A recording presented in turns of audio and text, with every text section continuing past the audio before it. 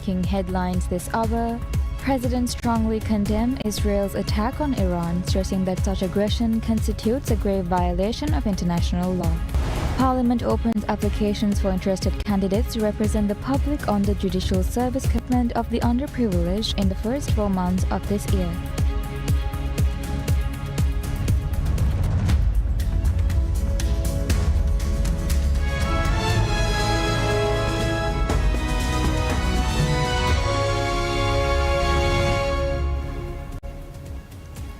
Bismillahirrahmanirrahim. Assalamu alaikum and welcome to PSM News in English with me, Minha Maroof.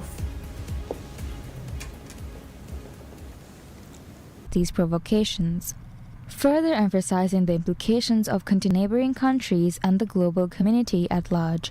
The Ministry of Foreign Affairs, the attack, said Israel's continued disregard for international law and its grave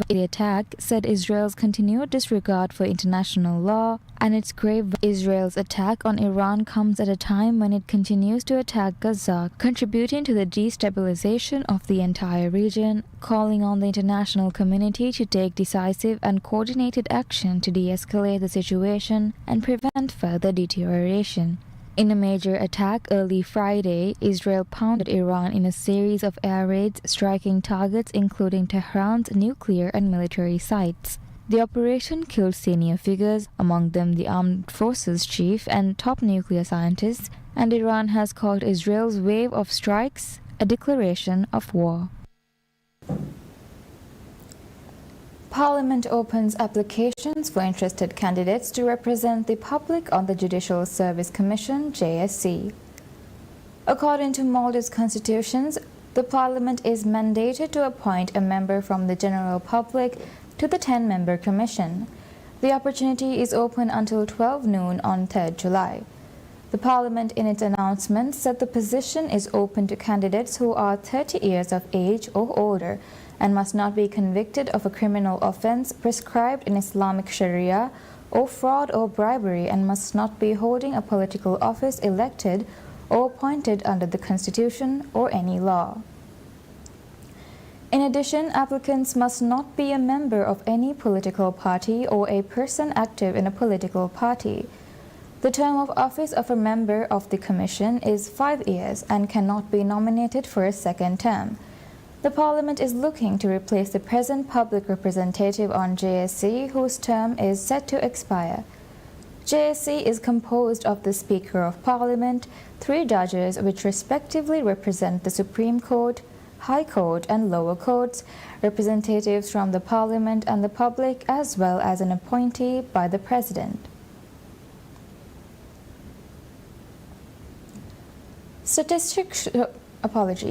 Statistics show that the Zakat Fund has spent more than $123,216 on medical treatment of the underprivileged in the first 4 months of this year.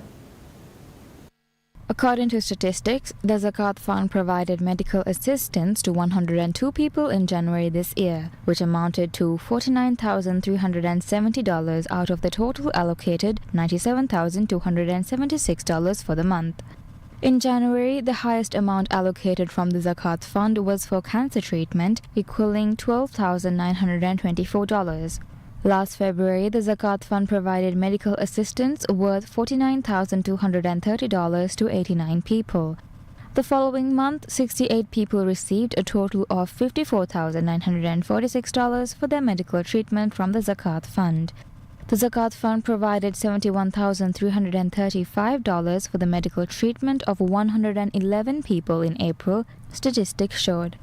In addition to medical expenses, the Zakat Fund had provided financial assistance as essential aid, Quran and religious education.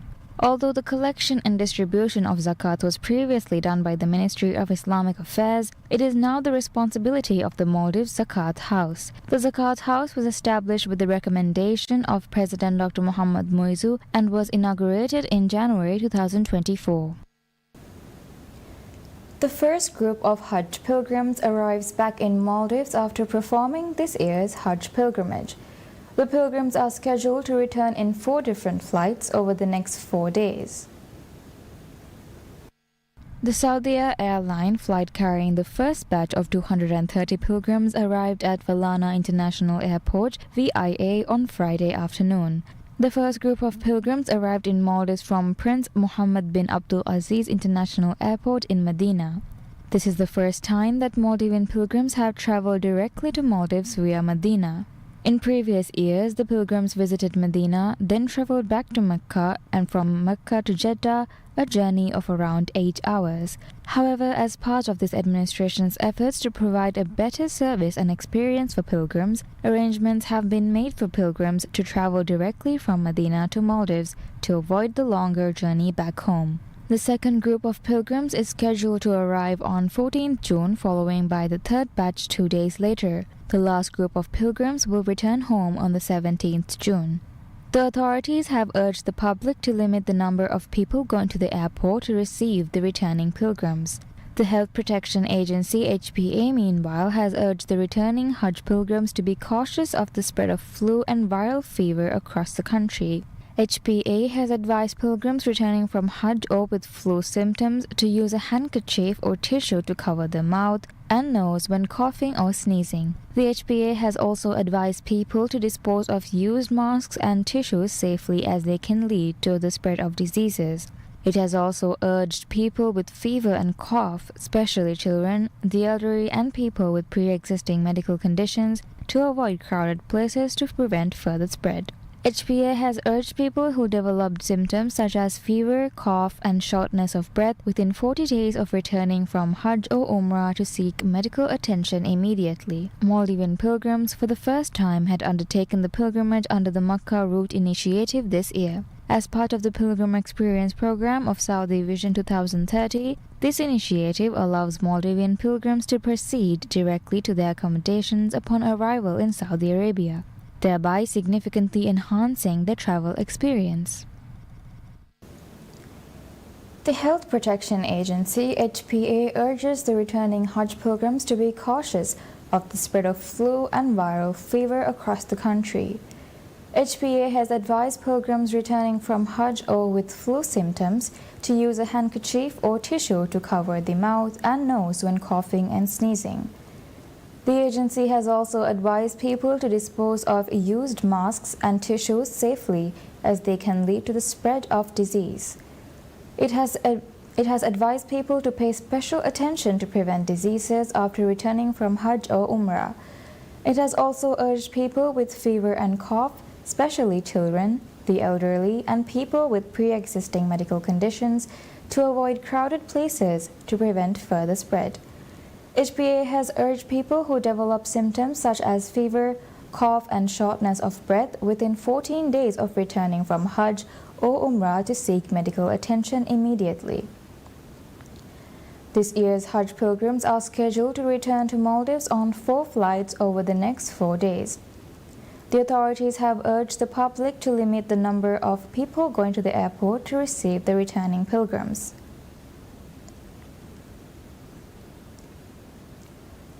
Maldives National Bank, Bank of Maldives (BML), asks its customers to update their respective mailing addresses to ensure the smooth delivery of their debit and credit cards. BML said in a statement that the bank is facing some difficulties in delivering cards directly to customers' homes through Maldives Post Limited. BML has advised customers to update their mailing addresses to avoid such inconveniences. BML's head of branding a convenient and secure service to its customers. Some customers are not living at the addresses per customer, which can be done directly by the customer through the internet or mobile banking app. BML is using the Maldives Post Limited to deliver its cards to its customers in the Greater Malé region. However, cards are delivered to customers in the atolls by the BML staff.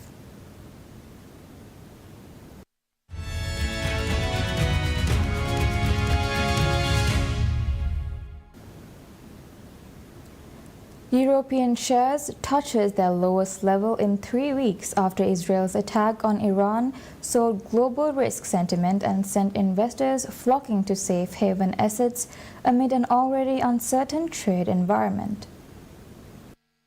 The pan-European STOXX 600 was down 0.6% at 546.69 points at 0819 GMT.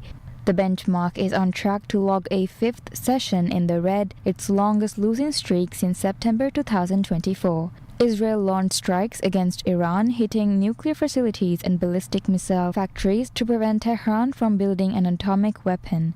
Iran retaliated by launching 100 drones. The tensions add to a caution in global financial markets, which have been grappling with the impact of U.S. President Donald Trump's tariff policy. The heightened tensions in the oil-rich Middle East sent prices of crude soaring, last up over 7%, weighing most heavily on airlines. Many airlines cleared out of the airspace over Israel, Iran, Iraq and Jordan, and Lufthansa suspended all its flights to and from Tehran, disrupting operations. We have a broad risk-off event. Investors are buying gold. They are selling shares. The U.S. indices, the index futures are broadly in the red. So everybody is now looking at the headlines and looks at how the retaliation from Iran against Israel will be. So the risk for an escalation is high. On the flip side, energy stocks soared 1.3% with Shell and BP up 1.85% and 2.6% respectively. Most regional stock bourses were in the red, with Germany's DAX down 1.2%. Investors flocked to safe haven assets amid the increased uncertainty, with gold prices up over 1%. The benchmark index is set for weekly declines as investors were unimpressed by the outcome of U.S.-China talks earlier this week and doubts over an EU trade deal with the U.S. before Trump's July 8 tariff deadline also loomed.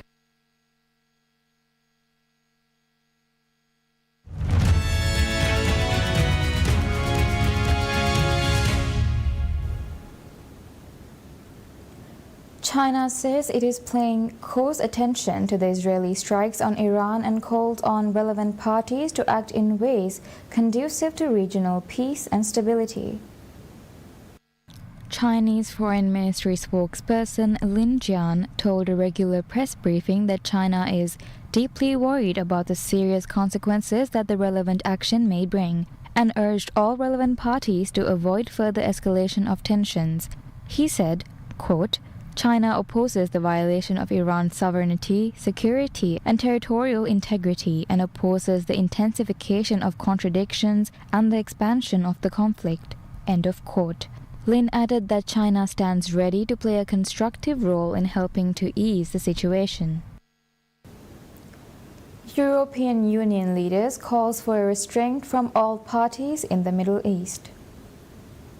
European Commission President Ursula von der Leyen said on social media platform X, quote, the reports emerging from the Middle East are deeply alarming. Europe urges all parties to exercise maximum restraint, de-escalate immediately and refrain from retaliation.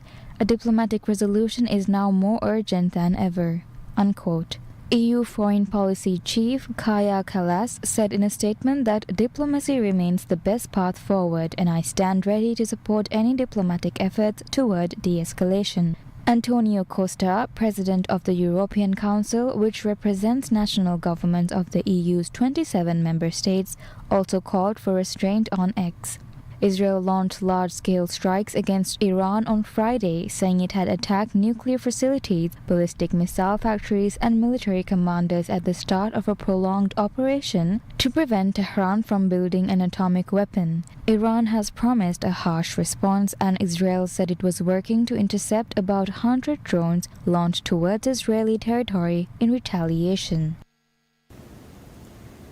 Investigators say they have recovered a digital video recorder from the crash site of Air India flight A1171 in the Indian city of Ahmedabad. Rescue workers had completed combing the crash site and were now searching for missing people and bodies in the buildings as well as for aircraft parts that could help explain why the plane crashed soon after taking off. Officials were also seen carrying sacks of other recovered items from the crash site. The plane with 242 people on board was on its way to London's Gatwick Airport when it crashed into a medical college just after taking off on June 12th. Only one person survived. Air India has said the investigation would take time. Plane maker Boeing has said a team of experts is ready to go to India to help in the probe.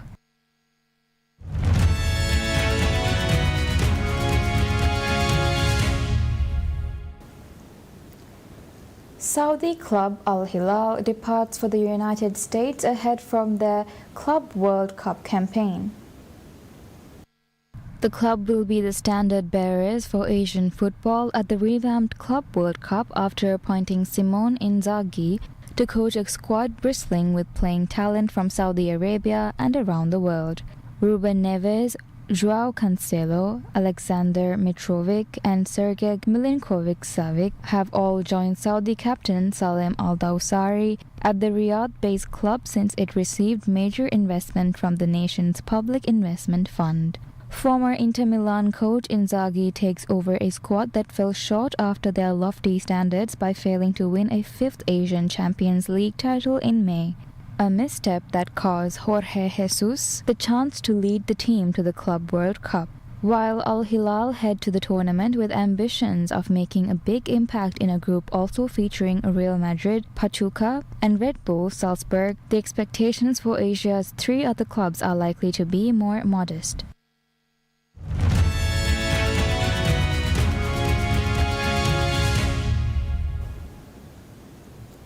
New York City Mayor Eric Adams says more than 100,000 illegal vehicles have been seized from city streets since 2022. This includes over 62,300 unregistered motorized scooters, bikes and all-terrain vehicles, ATVs, along with more than 38,000 ghost cars, which are cars with altered or forged license plates, making them untraceable. Over 200 illegal two-wheeled vehicles were destroyed and disposed of at Freshkills Park in New York City's Staten Island on June 12th to mark the occasion.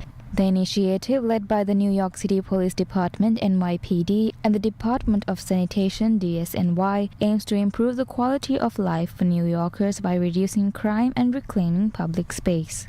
This morning is not just about crushing mopeds. It is about crushing the criminal activity and quality of life issues that come with them. Since the start of the mayor's administration, we have removed more than 62,000 illegal scooters, motorbikes, and ATVs, all ghost vehicles, as well as over 38,000 ghost cars. So why is this so important? Because far too often they are used to rob, to hit, and to run, to cause chaos on our streets, and to cheat the system.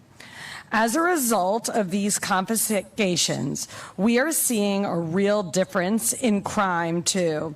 The crackdown on illegal vehicles has resulted in a significant reduction in crime patterns associated with mopeds and scooters, Mayor Adams said. Year-to-date figures show an 85.7% decrease in grand larceny patterns and a 68.2% decrease in robbery patterns involving these vehicles compared to the same period last year. NYPD Commissioner Jessica Tisch emphasized the public safety threat posed by these unregistered and untraceable vehicles, noting their role in enabling crimes and evading law enforcement. And that's all we have for now. Thank you for watching. Wish you all a pleasant day ahead.